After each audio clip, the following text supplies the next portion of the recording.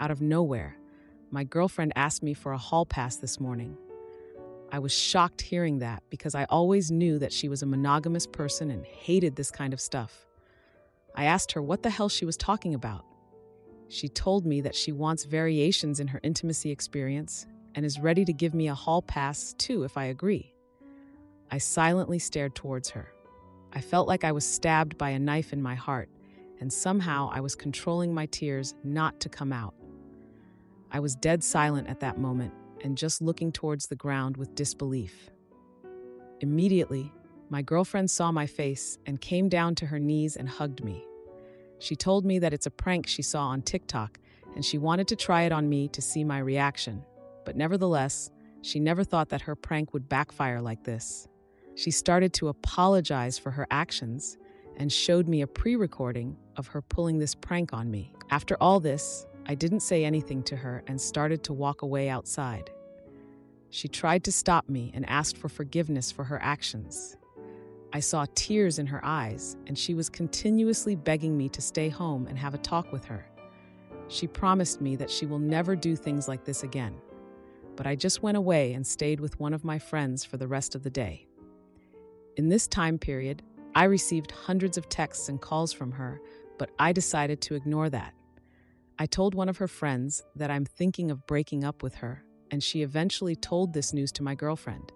From then, I was receiving more messages and calls from her, including our friends and my family members also. But I'm ignoring them because I need some time to heal. Maybe people can think I'm overreacting, but cheating or cheating-related pranks are always hated by me. I can feel how a guy can be hurt because of cheating. I love my girlfriend so much that I never expected this kind of prank from her, so you can imagine how much hurt I felt when she asked for a hall pass. So, am I the idiot? Update 21/2024. Hello everyone. First, I'd like to thank all of you for the support you showed me. I was in a vulnerable situation after that incident. I read the comments and found mixed advice from all of you. Here's the update. I met her today. I won't go into the details of how our meeting was arranged because it was a rough patch for me to agree after getting multiple mixed compliments from my friends. My family also wanted to talk with her personally, so I agreed to meet with her today. I met her in a public restaurant. She previously booked a table for us. When I went there, I found her sitting at the table with a flower bouquet. When she saw me, she stood up and hugged me. I could see her eyes were red, and her expression looked remorseful. It was a long hug until I broke it and told her to have a seat. She gave me the bouquet with a letter written, "I'm so sorry for all of this." I was hesitant to accept that, but I did. She wanted to order food for us, but I politely declined and told her that I came here to talk. She looked sad that I denied the order, but told me that she understands. I told her that let's go for a walk in the nearby park so that we can have some alone time, and she agreed. We are sitting on a bench in the park. I was silent for some time, but then she held my hand and told me that she will answer everything I want to ask. I asked why she pulled such a prank on me. Didn't she think that it may cause serious damage in the relationship and to the other person?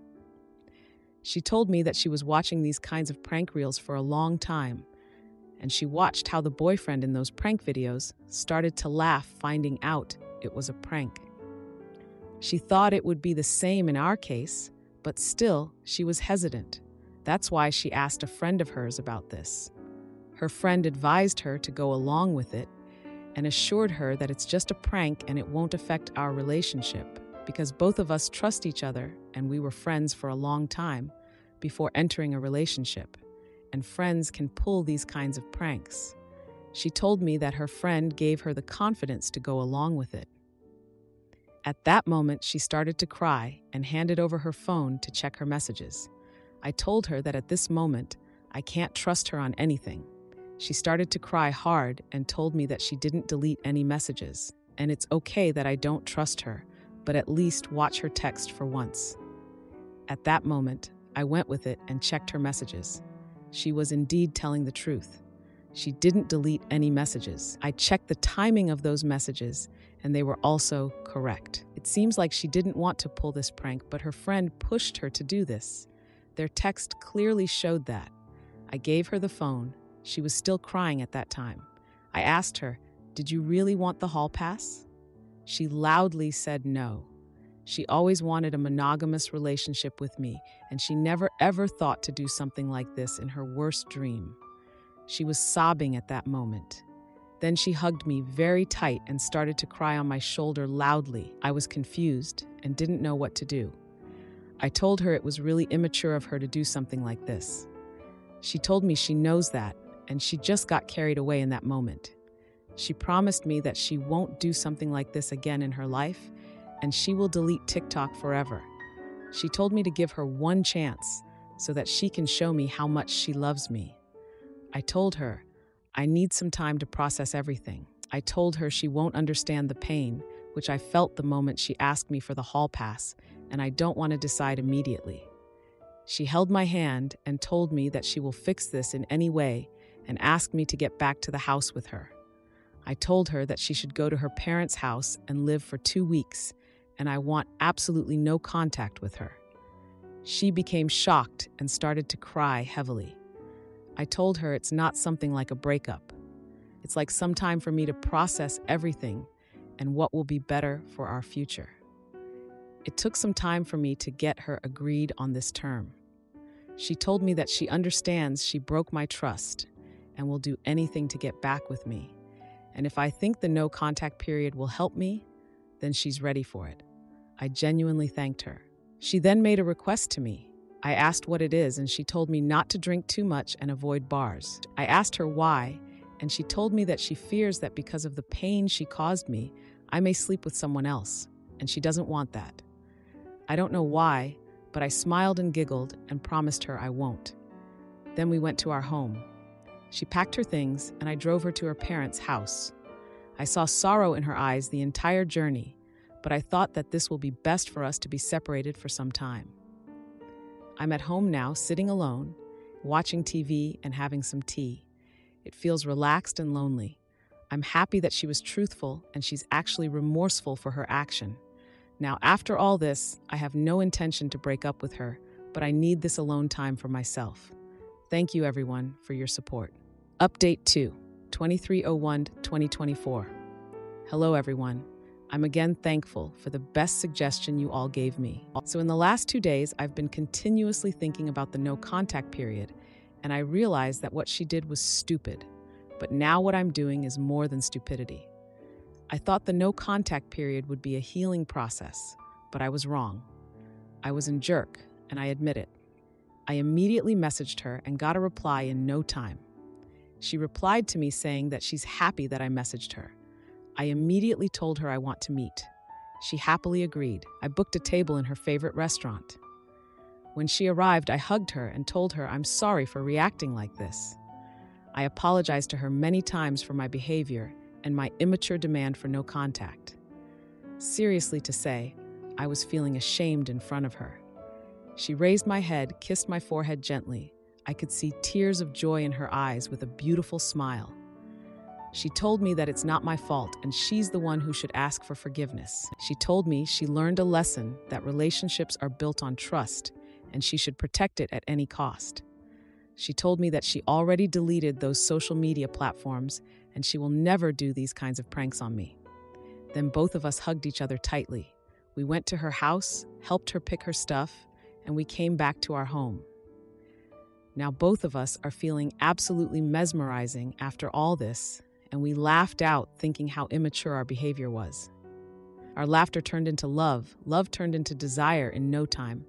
So we went to our bedroom and made love, which felt absolutely amazing. When she was lying on my chest, I apologized again for my behavior, and she stopped me. She told me it's our past now and we should leave it there.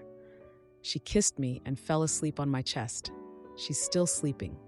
I'm here downstairs sipping coffee and writing this post. It was really a bad experience for us, and we are happy to overcome it. Now we will work only to make our future better and best for us. Thank you, everyone, for your help to open my eyes. I'm grateful to you all. Now for a few comments before the update. Comment 1. Not the jerk. F these stupid reaction videos. Dumb people causing anguish for laughs. F her and her stupid prank.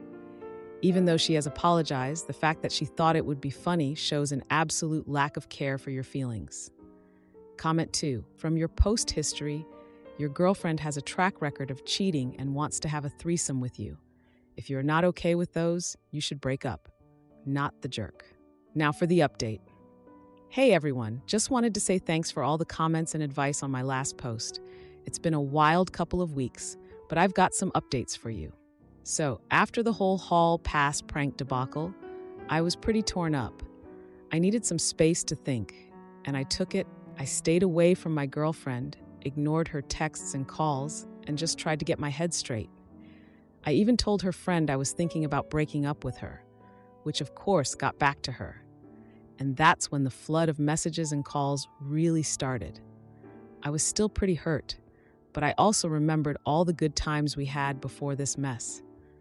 We've been through a lot together, like that time we got lost hiking and had to spend the night in the woods. We were so scared, but we kept each other calm and found our way back in the morning. It was an adventure that brought us closer.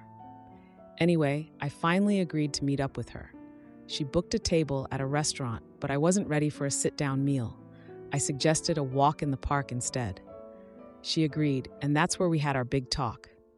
She was a mess, crying and apologizing. She showed me her phone, and I saw she hadn't deleted any messages. It looked like her friend had really pushed her into the prank. I didn't know what to feel. I mean, I was still mad, but I could see she was genuinely sorry. I asked her straight up if she really wanted a hall pass. She was adamant that she didn't, that she'd never even think about it. She was sobbing, and I felt a mix of anger and pity. I told her it was immature to pull a prank like that, and she agreed. She promised to delete TikTok and never do anything like that again. I needed time to think, so I told her to go stay with her parents for 2 weeks, no contact. She was shocked, but eventually agreed, understanding she'd broken my trust. Before she left, she asked me not to drink too much or go to bars. I laughed and promised her I wouldn't. After dropping her off, I felt a mix of relief and loneliness. I was glad she was honest and remorseful, but I also missed her. I wasn't planning on breaking up, but I needed this time alone. Now here's where things get crazy. I started thinking about the no-contact rule I'd set and realized it was a mistake. I was being a jerk, punishing her for a stupid prank. I messaged her, and we agreed to meet up. I apologized for overreacting and for the no-contact thing. She was so understanding, telling me it wasn't my fault and that she was the one who should be sorry. She'd already deleted her social media and promised no more pranks. We hugged it out, and it felt like a huge weight had been lifted. We went back to her place, grabbed her stuff, and headed home. Once we were back, we just couldn't stop laughing at how silly we'd both been. One thing led to another, and well, we ended up in the bedroom. It was passionate and felt like we were reconnecting on a whole new level. She fell asleep on my chest, and I just lay there thinking about everything. When she woke up, I started to apologize again, but she stopped me. She said we should leave the past in the past and focus on our future. My husband promised his mom she'd be in the delivery room without asking me, so I felt betrayed and our marriage is on the rocks. This is mine. Female 22 and male 22, second pregnancy. The first pregnancy, I chose to have my grandmother in the delivery room as my mother is not in the picture. This time around, my husband is insisting that his mother is in the delivery room. To him, it's a non-negotiable. Some context. My mother-in-law has hated me from day one as she feels I've taken her son from her. And we've both gotten into screaming matches with each other because of her entitlement and me being scared and worried and feeling like I had a say from the very beginning, which wasn't always the case. She is also very judgmental, and I have personally never felt accepted by her. The latest incident happened right after she came to my house, high as a kite for Thanksgiving, and I told her she needed to get help, as I don't condone that in my home or around my firstborn. Then she constantly asked if she could have my firstborn to babysit for a while, all the way up to Christmas. I lost my cool. My husband wasn't putting his foot down as he knows the type of woman she is. She would deny anything and everything. I stepped in and said a couple of choice words and ended up calling her out by her name multiple times. Needless to say, I've completely lost my cool with her and was very mean as she rebutted back the same way. Back to my issue.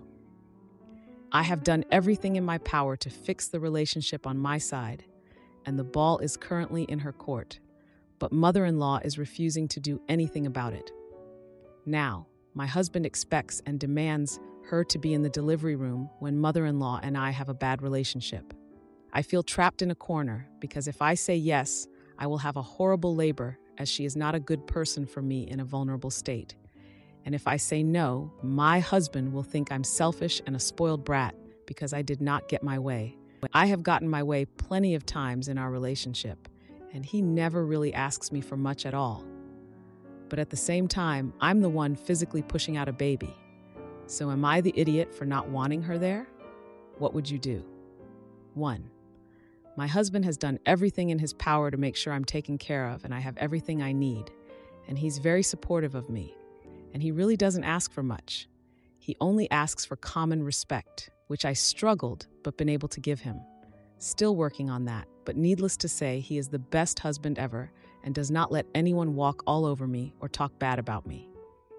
Edit 2. I offered to compromise with him and agree to not have anybody in the delivery room with me, just him and I, because that's an experience we've never had.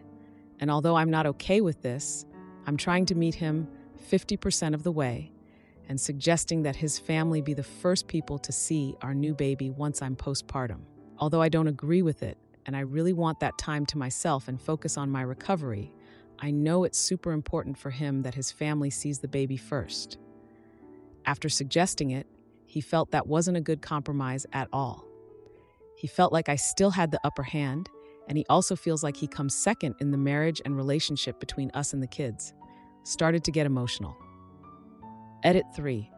I completely forgot to mention I had an ultrasound, maybe a week before I posted this post, and he suggested that we invite both of his parents to the anatomy ultrasound. Both of his parents refused to participate in that event. So mother-in-law has gotten the opportunity to be a part of this pregnancy, but it looks like she is refusing to be a part of or not be there for my husband or I, no matter the circumstance. Edit 4. He says, and I've heard from other family members, that he's going to need support too because labor is mentally and physically draining. For example, if he gets hungry and he needs to step out and eat something, I'm going to need his mother there. And he also wants his mother there to support him. During the first birth, he was not comfortable with my grandmother being there, but I sucked it up and agreed because I was scared during my first. Now that I know what's happening, I'm okay with it just being the both of us. Although I'd absolutely love my sister there because she's my biggest girl supporter. He feels it should be fair since he wasn't comfortable with my grandmother being there, so I should just be okay with his mother being there. I have also heard that I'm going to regret not having his mother-in-law or anyone else there, but at the same time, that's my regret, and I've got to live and answer for it someday, not him. Now for a few comments before the update. Comment 1. Your delivery is about you, not your husband. You can tell the delivery nurses who is allowed in. You can even tell them he is not allowed in. This is your decision 100%. You will be going through a potentially traumatic experience, and you need to only have people with you that will support you 100%. If your husband cannot do that, he should not be there either. P.S. Why are you worried about what your immature, selfish, spoiled brat of a husband thinks about you? This is really concerning. He should want you to be as relaxed and supported as possible. Comment 2. Not the idiot, your husband has no say who is in the delivery room with you. Labor and delivery is hard enough without going through it with someone you do not want there. Just make sure you tell the nurses that she is absolutely not allowed there and they will not let her anywhere near you. The bigger problem is having another baby with a man that does not have your back. You guys really need to work on that before she ruins your marriage. Now, for the update. Hey everyone, thanks for all the support on my last post. It's been a week, and boy, do I have an update for you. After my last post, things took a turn. My husband and I had another long talk about his mother being in the delivery room. I tried to explain my feelings, but he was adamant. He said he felt like he always came second to me and the kids, and this was something he needed. I felt like I was being torn in two. I thought back to when we first met, how his mother would always find a way to insert herself into our dates, calling him constantly. I remember the first time she met me, the way she looked me up and down, the fake smile. It was clear she didn't approve of me, but my husband was always the peacemaker, trying to keep us both happy. Then, 2 days ago, my mother-in-law showed up at our house unannounced. She wanted to talk. I was wary, but I let her in.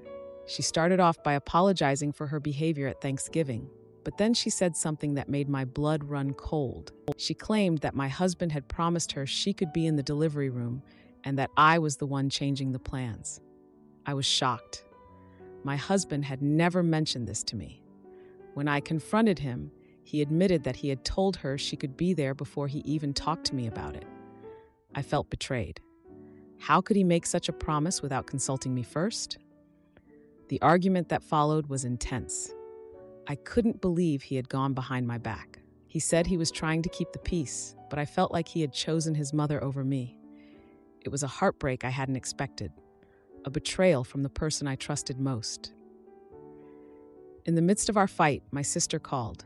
She had always been my rock, the one person who truly understood me. I had always wanted her in the delivery room, but I had given up that dream for my husband's sake. She could sense something was wrong and offered to come over. When she arrived, she found me in tears and my husband pacing in the living room. She didn't hesitate to jump into the fray, defending me and calling out my husband for not standing up for me. It was a side of her I rarely saw, protective and fierce. My husband, feeling cornered, finally broke down. He confessed that he felt overwhelmed by the pregnancy and that he was scared. He said he needed his mother there because she was his support system. I understood his fear, but I couldn't shake the feeling of being second best. We were at a stalemate. I couldn't have her in the room, and he couldn't let her go. It was a mess of emotions and hurt feelings. Then, yesterday, my mother-in-law called. She said she had been thinking about our conversation and that she didn't want to cause any more trouble. She offered to stay out of the delivery room if it meant that much to me. I was stunned. It was the first time she had ever backed down, but the damage was done. My trust in my husband had been shaken. I appreciated my mother-in-law's gesture, but I couldn't forget the fact that my husband had lied to me. It was a heartbreak that would take time to heal. As of now, we're still working through it. My husband has been trying to make amends, but it's hard. I'm trying to focus on the baby and the joy it will bring, but it's overshadowed by the hurt and the fear of what this means for our marriage. I'm not sure where we'll go from here. The delivery is still a few months away, and I'm hoping we can find a way to come together before then. But right now, it feels like we're on shaky ground. I canceled our baby, but my ex shows up at work begging for forgiveness. Family drama and a friend's accident make us rethink everything. I don't really know if this will go anywhere, but I've wanted to get this out of my system for a while. I, 25 years old, F, and my ex-boyfriend, 23 years old, M, have been in a relationship for 3 years. I've never met anyone that made me feel like he did. I felt seen. I felt heard. I feel like someone actually wanted me for once. I felt guilty because I was lying to my parents and we couldn't be open and honest about our relationship. This caused a lot of arguments. He would get angry and become distant, and I would do everything to get him to talk to me again. It got to a point where we were arguing every time we saw each other, and it wasn't all completely his fault. I wanted him to marry me, but marriage wasn't something for him. I always hoped he'd change his mind, but he never did. He always said it didn't mean he loved me anymore if he agreed to marry me.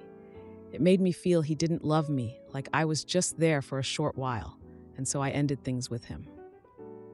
Fast forward 3 months after the breakup, and I find out I am pregnant with his baby. I got in contact, and he was excited. One thing I forgot to mention, I come from a religious family. I wanted to keep the baby, but knew I couldn't because my family wouldn't accept it. But also we had no savings. He said he'd work any job, but wouldn't be at home with me. He'd provide, but always work. And he still refused to marry me. He didn't have a job, but I knew he'd get any. But I also knew that if it's a shoot job, he'd come home frustrated and upset. I couldn't bear the thought of bringing up a baby without any financial support, let alone without my family.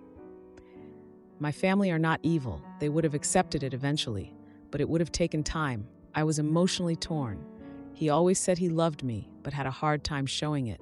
I always felt he despised me because he'd always tell me when we argued. He even told me he wished he never got into a relationship with me. I ended up aborting the baby, and I haven't been right since. He was distraught, even though he said he'd support my decision, and now he's blocked me from all contacts. He called me a unaliver, a baby unalived, and reminded me constantly I was evil. I never said it was an easy decision. It was hard for me. I still love him. I can't get over him, and I'm afraid he's moved on. I can feel myself not wanting to continue, not worthy of a life after taking one. Edit. First off, a lot of people have accused this post of being fake. I wish it was, but in reality, it's actually my life.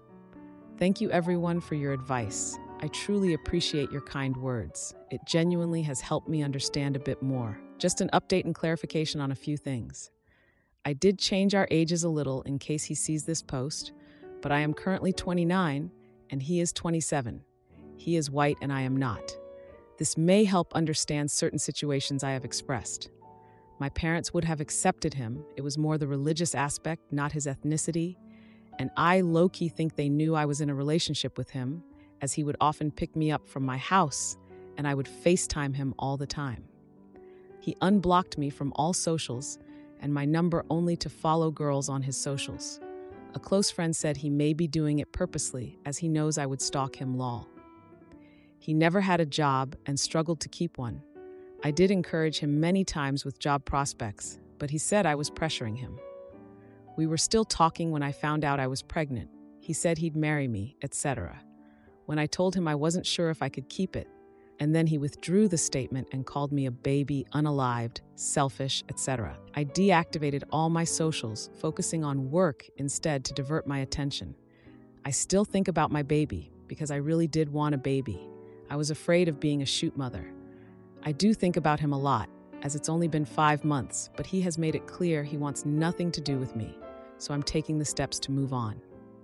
Someone said how he felt about my emotions. He gave up trying to make me feel secure in the relationship, and I do believe it is something I should work on myself. He was distant and he would dismiss me often, but I don't think he was a bad person, perhaps just emotionally immature. He does not have a wife-girlfriend. He did not cheat on me. One thing I can say was that he was loyal when we were together. I still do believe he loved me. He wasn't the best at showing it. I love our memories. However, he is not the man I fell in love with. Now for a few comments before the update. Comment 1.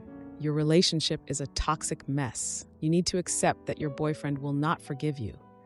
But that is actually a good thing for both of you. You are both now free to get on with your lives and to do better.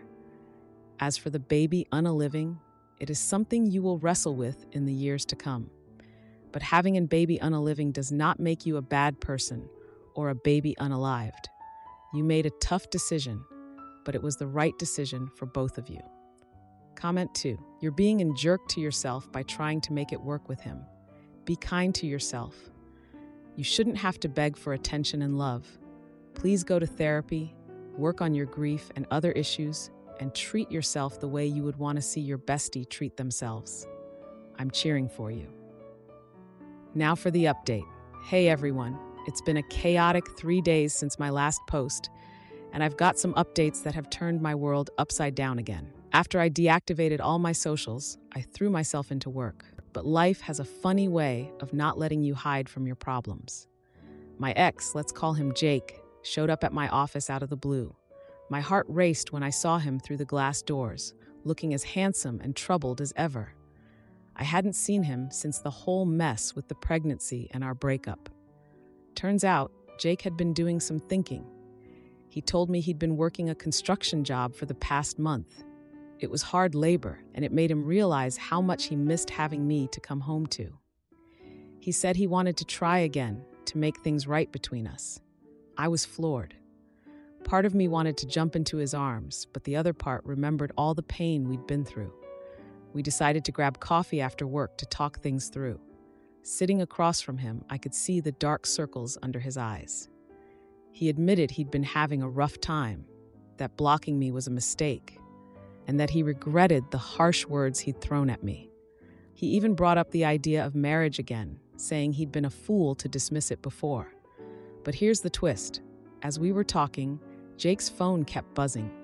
He ignored it at first, but then he got a text that made him go pale. He showed me the screen, and my heart sank. It was from his sister, saying his mom had been rushed to the hospital. She'd had a heart attack. We rushed to the hospital together, and the tension between us shifted as we focused on his mom's condition. She was stable, but it was a close call. Jake was shaken, and I stayed with him through the night. It felt like old times, being there for each other in a crisis. The next day, Jake's mom woke up, and she was surprisingly lucid. She asked to speak to me alone. What she told me was shocking. She confessed that she'd always known about our relationship and the pregnancy. She said she wished she'd spoken up, that maybe things would have been different if she had. She told me she saw how much we loved each other and that she regretted not supporting us. I was in tears by the time she finished talking. It was a lot to process. Jake and I had a long, emotional conversation after that. We talked about our past, our mistakes, and how we'd both been dealing with the breakup. It was raw and honest, and for a moment, it felt like we could really make it work this time. But then, another surprise dropped. Jake got a call from the construction company he'd been working for. There'd been an accident on site, and one of his close friends was in critical condition. Jake was devastated. He'd just started to rebuild his life, and now this. I went with him to the hospital again, and we spent hours waiting for news. His friend made it through surgery, but it was clear that Jake was deeply affected by the incident. He said it was a wake-up call, that life was too short to waste on what-ifs and regrets. So we made a decision. We agreed to give our relationship another try, but we also knew we needed to take things slow. We had a lot of healing to do, both individually and as a couple. It wasn't going to be easy, but we were willing to try. That night, as I lay in bed, I couldn't help but feel a mix of hope and sadness. Hope because maybe, just maybe, Jake and I could find our way back to each other. Sadness because of all the pain we'd caused each other and the loss of our baby that would always be between us. If you like this video, you'll probably like these too. Also, while you're here, please consider subscribing. It's your support that keeps this channel alive and allows me to make better and longer videos. Have a great day.